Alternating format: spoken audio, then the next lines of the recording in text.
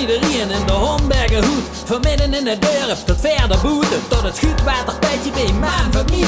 De Homberger hoed, daar moet te zien. Ik kom straight out of de Homberg en wat ik over vertel. Gut op bien en merig, kommer en kwel. Drugs en geweld, zie wel zeker gevaren. En het stinkt soms goed als er zeig is gevaren.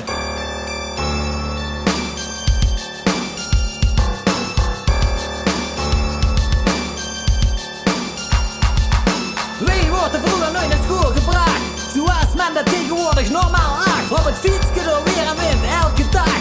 Het was toen soms een hartgelach. In de Homberger hoed.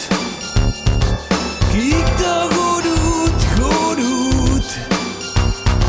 Al eten een boterham met karboet. Ze houden nou zo op uw snoet.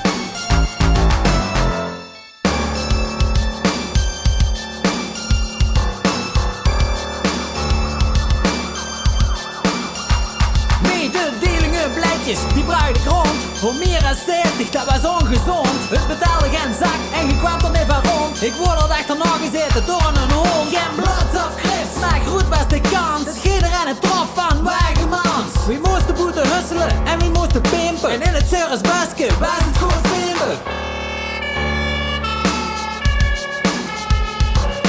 Drive-by shootings waren niet ver van ons bed. Dus het was niet veilig op het fietsje toeren. Want te daar pieltjes van Pieters uit. Die vlogen nou overal, zoem maar op de hoeren.